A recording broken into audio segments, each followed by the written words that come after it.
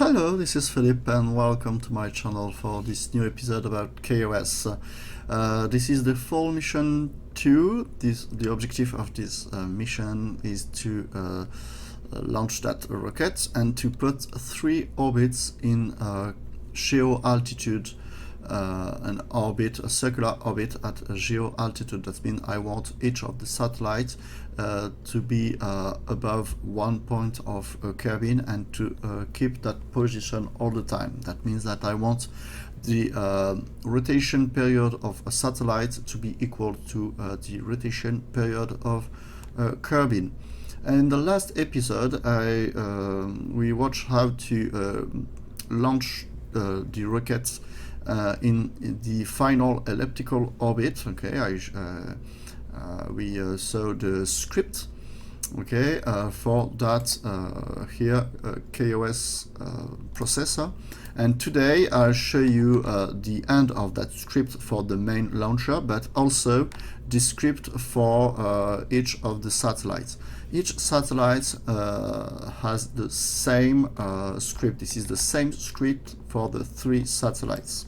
Okay, so let's do this. So directly we are here in the Geosat script. Last episode we stopped the script here because I want the script to be running at the beginning of the mission, and then the kOS waits until the ship mass is less than 1. I need this library to continue the script. So if the ship period is greater than 99% of the final period, that means that the satellite is already in position, so I can write satellite in position. Why I need that line? Because each time you load a craft in KSP, the boot file will be executed. Okay, so imagine you have this satellite with this is a very low technology, and imagine you want to upgrade your craft, and so you send a Kerbin with a bigger antenna to install an upgrade in your satellite. Okay, when KSP loads the satellite in your screen, it will execute the boot function. Okay, so you don't want if your satellite is already in position, you don't want all the script to run. Okay, so this is why I have to write this thing. Okay, you can also shut down the kOS processor and you're good for the time. All right, so if your satellite is not in position, then you have to do all of this. Okay, so the local mothership is called Full Mission 2. Okay, so this is the name here of my craft. So if you change the name of that craft, you have to be careful to change the name here also. Then I want the active vessel to be the actual ship, the satellite. In fact, that line is not essential because from my Geosat launcher I will activate the satellite directly. So this is just to be sure, but not a necessary line. I wait until the active vessel is that ship, okay, because it can be some of fraction of second when I switch from the full mission to craft to a satellite, and then I open the terminal. Okay, the terminal is open at the beginning of the mission, and then it is closed. Okay, and I want at that time to open again the terminal. As RCS and SAS are off, and just to be sure that I reach that part of the script, I want the terminal to print that the satellite is deployed and active and is going to position. The position is quite simple. We just want our satellite to circularize its orbit. So I want the satellite to go to the apoapsis from its apoapsis. Okay. Before that line, the satellite is in an elliptical orbit, right? So the apoapsis is the apoapsis we want, but the periapsis is not. So we want to raise the periapsis to have a circular orbit. Okay, this is why I need this line. So I execute the maneuver, and then I want weight 0.5. This is quite sure that your period, the final period you want, so the rotation period of Kerbin, will not be exact. Okay, this is because of physics ticks, and because you can be as precise as you want with your engine. Okay, so I check if my final period is greater than the period I want, or if it is less than the period I want. If the period is greater than the final period, I have to lock steering to retrograde. Okay, and this is the case if you watch the video about the full mission, the first video about that full mission, you saw that each of my satellites needed to steer retrograde. Okay, so we lock steering to retrograde, and then we activate the RCS, and with the RCS I can use that control for this is for forward. Okay, and the control is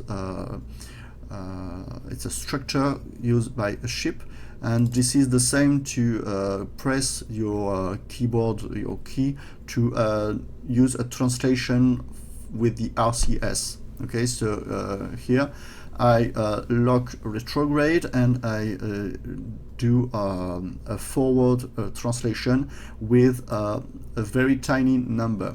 Okay,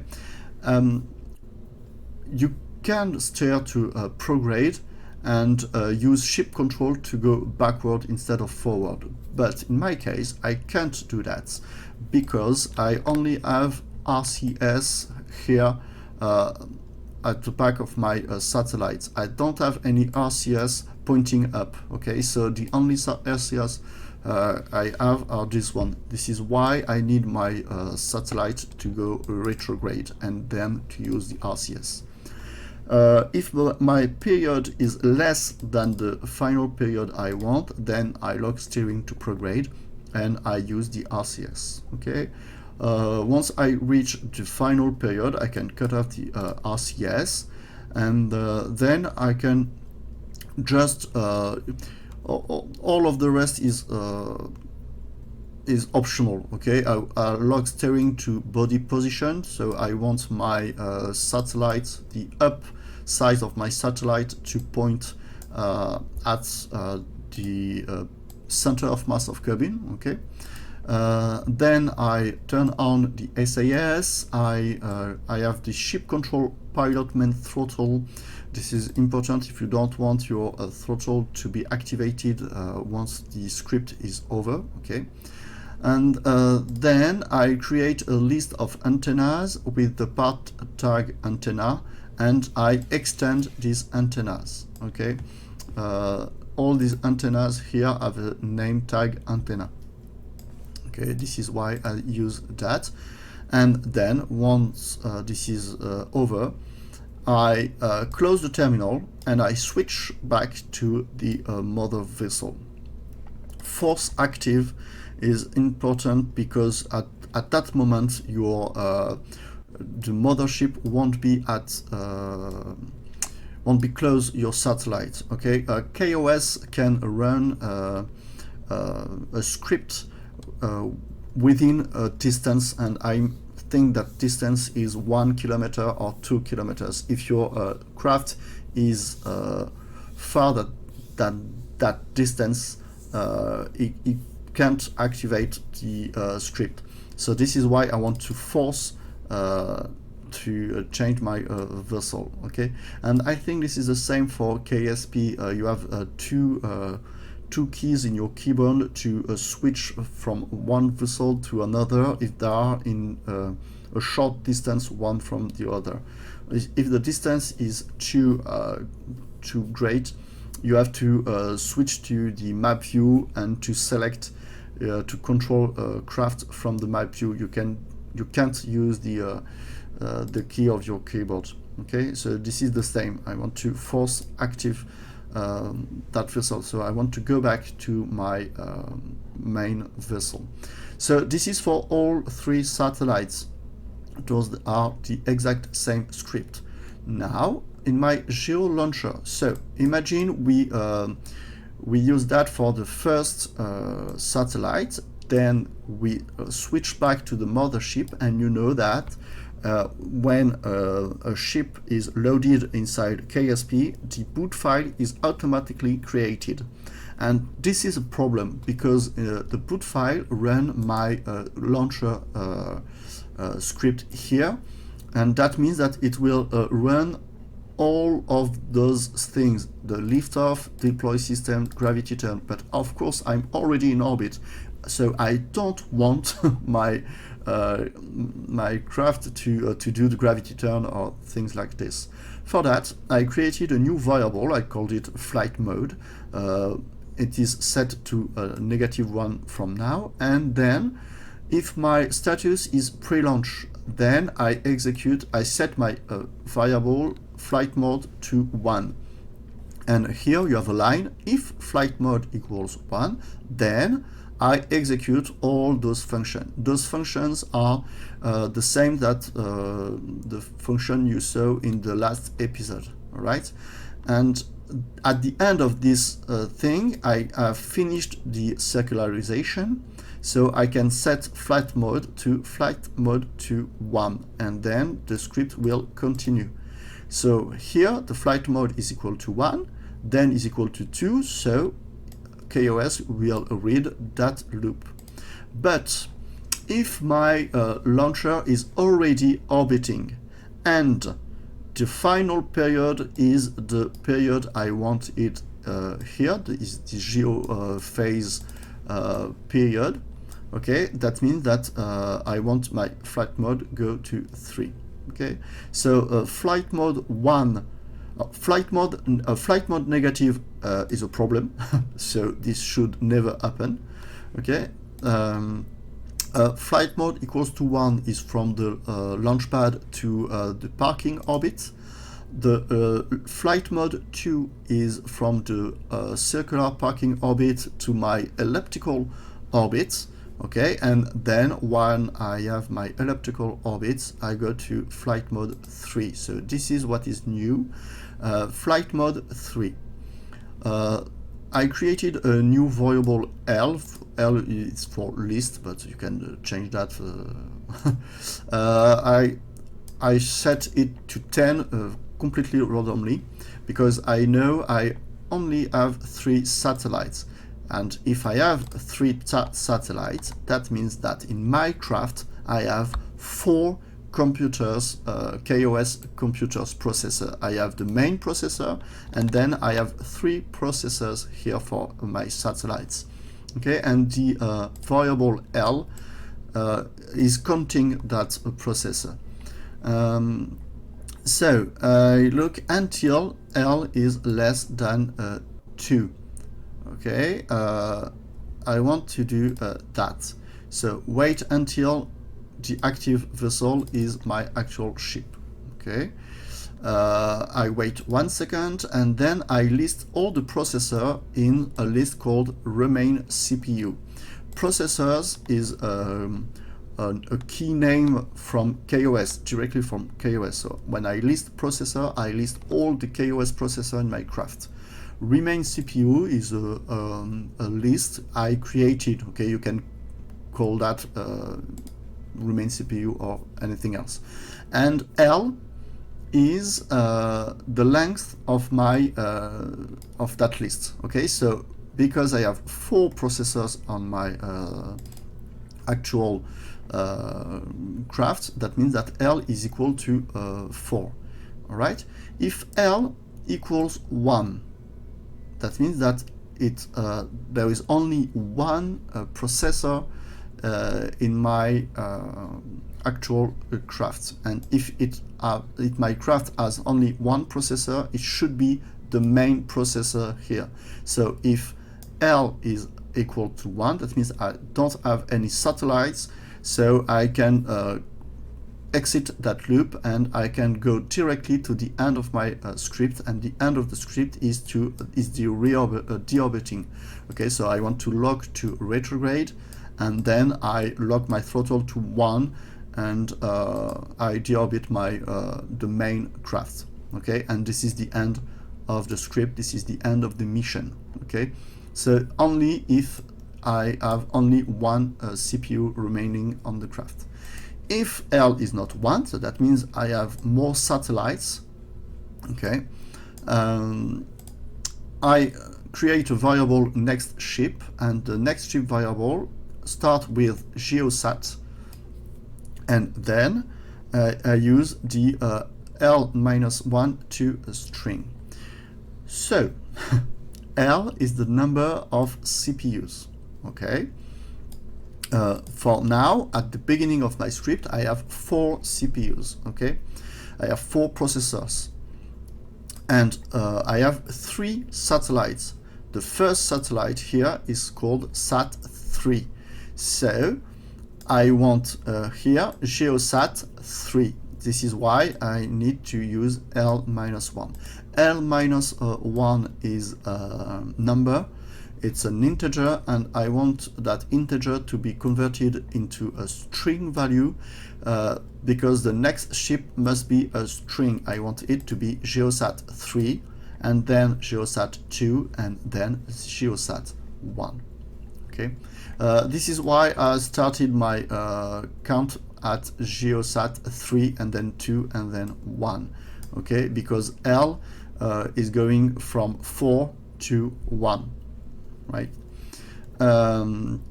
Okay, so I wait 1 second, then I warp to the periapsis with a little margin. I could have chosen to warp to the apoapsis directly, but I prefer to do that with the satellite. Okay, I wait until the warp is back to 1. Okay, so the speed is back to 1. I lock my steering to prograde, and then I use I stage. Okay, and the stage is those last stages here. Each stage is for each satellite. Okay, so the stage here deployed the first satellite, and then the second satellite, and then the last satellite. Okay, I can print next ship deployed. I unlock the steering, SAS on, I wait 1, but most important, I switch to the next vessel. So at that moment, at the stage moment, I have 2 craft on my screen. I have the main craft with satellites, and I have 1 satellite, okay, apart next to my main craft, and I want to switch to that satellite. And when I switch that satellite, no, not when I switch, when I stage, automatically the Geosat script will have that condition met, because that script is waiting until the ship mass is less than 1, and that occurs here when I stage. Okay, and then I set my active vessel to that satellite, and this is why here I'm waiting until the active vessel is my ship. I don't want the script to run until I am locked on that ship. Okay, and when this is over, the satellite, so I switch to that satellite, and I'm looking at that script, and my Geo launcher only has to wait until it becomes active again. Okay, at that moment it will reboot, so it will look at the script from the beginning, and it will say, okay, I'm not pre-launch, I am orbiting with an 88% final period, so the flight mode will be set to 3, so the script will skip that part, and the script will run that part only. So the variable L is reset to 10, okay, and then it is reset to the length of the CPU.